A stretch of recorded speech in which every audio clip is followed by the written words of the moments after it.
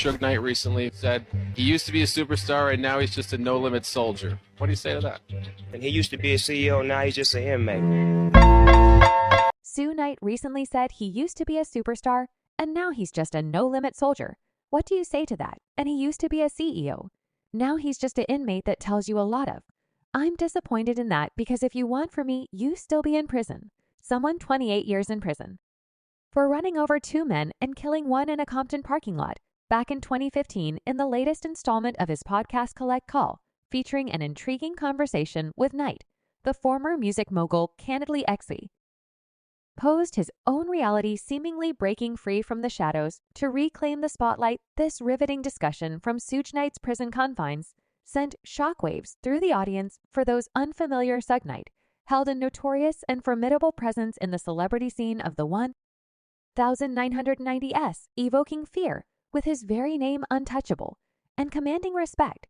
He was a force to be reckoned with. So what are the revelations all about? And how did Snoop Dogg react to all this? Let's find out in today's video. But of course, before we go any further, make sure first that you subscribe to our channel and hit that notification bell for more updates and videos like this. One of the reasons that Snoop would never come. I mean, Snoop was on We Beat a murder trial for him, but then he was on probation. Then he got caught with 2 Oz of marijuana turnaround. And you said you partners up with this dude. Neither one of y'all got death row or bought death row or purchased death row. Yeah, it's but snitch. Oop doggy dog. A judge in Los Angeles refused today to drop murder charges against him. Notably, Suge Knight harbored a long-standing resentment towards Snoop Dogg, a fellow celebrity, and witnessing Snoop's external success fueled envy within him. Suge Knight instrumental in aiding Snoop during a pivotal 1990s trial that spared the latter from a substantial prison sentence felt overlooked and unappreciated.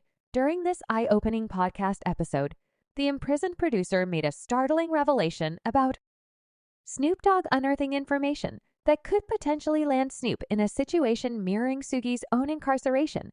The revelations made in this candid discussion add a layer of complexity to the relationship between these 2 iconic figures from the 1990s hip-hop scene. Suge Knight, a prominent figure in the music industry for an extended period, co-founded Death Row Records, contributing to the release of iconic tracks. However, his ascent wasn't propelled by musical prowess. Rather, he was known for a confrontational and sometimes aggressive approach to achieve his objectives. This demeanor garnered him both enemies and legal troubles, culminating in a 28-year prison sentence.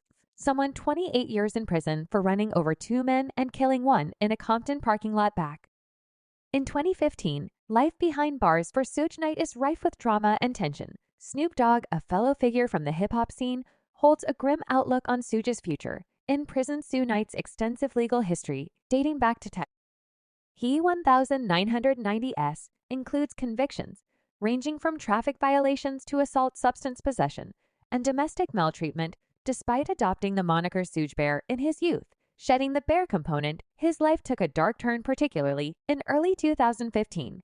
In a bizarre incident related to the filming of the End Double, a biopic straight out of Compton, Suge Knight appeared on set on January 29, 2015. The reasons behind his presence remain unclear, with speculation suggesting concerns about his betrayal in the film and potential financial compensation for the use of his likeness. This incident, among others, further deepened Suge Knight's legal troubles, contributing to the complex narrative of his tumultuous life. Presently, Suge holds a cache of compromising information concerning his long-standing rival, Snoop Dogg, positioned as a potential revealer of how the rapper managed to evade legal consequences in a case dating back 3 decades. Sue is poised to disclose the undisclosed intricacies of Snoop's 1996 legal entanglement, while the details of Snoop's alleged crime may be widely known. Knight emerges as a bearer of additional intriguing facts, dispelling any lingering doubts about the rapper's innocence. Suge asserts the pivotal role of bribery and manipulation of authorities in securing Snoop Dogg's acquittal. Through this revelation, he aims to shine a light on the clandestine maneuvers that ensured Snoop's departure from the courtroom. As a free man, we the jury and beauty action find a defendant, Cat Lynn Brodus, not guilty of the crime of murder in the first degree. Meanwhile, Suge contended that law enforcement had overlooked a pivotal clue in Snoop's criminal case. According to him, Snoop should have faced a hefty 20-year prison sentence, and Suge sent a staggering $6 million. Throughout the trial, to ensure Snoop didn't receive a life sentence, witnesses were brought in to testify against Snoop, and Suge asserted that the rapper had committed fraud alongside Michael Harris, a claim to be explored. Shortly, Suge urged viewers to subscribe to the channel and enabled post notifications for upcoming celebrity videos. Similar to these, additionally, he retracted his previous statements about personally saving Snoop Dogg from a potential life sentence, now asserting that Snoop would still be behind bars if not for his intervention, adding fuel to the fire. Suge disclosed spending an astonishing $6 million to address various issues related to Snoop's cases, including thwarting a blackmail attempt within Snoop's inner circle and consulting with a private investigator. To clarify matters, so what you mean when you say that he'd still be in prison because when Snoop got convicted for the murder, Knight asserts that his intervention led to the disappearance of a supposedly incriminating tape, shedding light on this incident. 3 decades later, even at the risk of jeopardizing his relationship with his former artist, the catalyst for Knight's decision to bring up this matter stems from the rapper's recent acquisition of Suge's label in 2022. Knight implies that the rapper may have acquired the label through questionable dealings, providing a potential motive for his reactions. In an audio release from April 2023, Knight unveils the truth about Snoop's ownership of the label, linking it to an alleged criminal act involving Snoop and Michael Harris, the label's early financer and convicted kingpin. This revelation adds a layer of complexity to the ongoing narrative surrounding the business dealings and legal entanglements within the music industry, particularly concerning 2 influential figures like Suge Knight and Snoop Dogg. Suge Knight underscores that the sale and acquisition of Death Row Records may face legal challenges, particularly given Michael Harris's prior bankruptcy. Filing, Suge expresses confidence in eventually reclaiming ownership of many of Death Row's hit releases. Snoop Dogg's announcement of this acquisition of Death Row Records in February 2022, though with undisclosed deal details, was met with his enthusiasm, marking a significant moment in his career due to his earlier involvement with a label.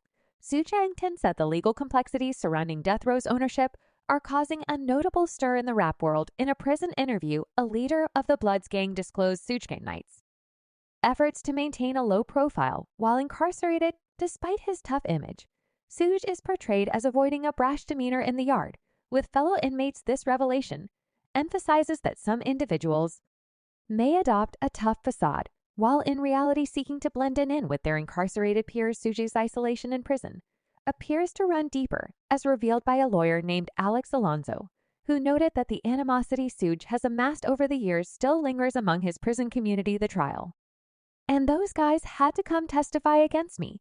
It was 100 pious and Bloods out there standing up from that court to walk past. It's truly remarkable to ponder the potential trajectory of Suge Knight's career as the mastermind behind the empire he rightfully constructed. His own ego proved to be the downfall that led to nearly 30 years of incarceration. The blame for his predicament falls squarely on his shoulders. The irony is palpable when considering his envy towards Snoop Dogg, someone he had significantly assisted in his career, only to see his entire label taken away. Knight harbored genuine skepticism about Snoop's true role as the label shot caller and accused Michael Harris of deceiving the public by asserting that Snoop had a partner. According to Knight, this partnership amounted to bankruptcy fraud. Snoop Dogg, when questioned about Suge's role in Death Row Records, displayed a noticeable reaction, indicating a sensitivity to the topic at hand. These convoluted dynamics between these influential figures in the music industry further add a layer of intrigue to the unfolding saga of Death Row Records. What to play ball? You got some bread. He destroyed the tapey in the familiar narrative. Snoop Dogg faced a first-degree crime charge after an incident where his bodyguard McKinley Lee shot a member of a rival gang named Philip. However, Knight introduces an alternate version, challenging the established facts, leveraging his influential connections. Suge orchestrated efforts to suppress the truth in the aftermath of the incident. This revelation also unveils the lab's mishandling of the thick case, with critical evidence such as Philip's clothing bullets and shell casings inadvertently destroyed. Despite the case's complexity, the jury, after 6 days of deliberation, rendered a verdict of not guilty on all charges against Snoop and his bodyguard, providing a sense of relief for the defendants. This alternative perspective adds layers to the narrative, highlighting the intricate interplay between legal proceedings, influential figures, and the justice system's potential shortcomings, contrary to the perception that the resolution of the incident marked the conclusion of the story. Suge Knight. East's recent claims reveal that he found himself entangled in tying up loose ends. Even after the apparent settling of the dust, the quest for justice took an unexpected turn when the victim's family initiated a $25 million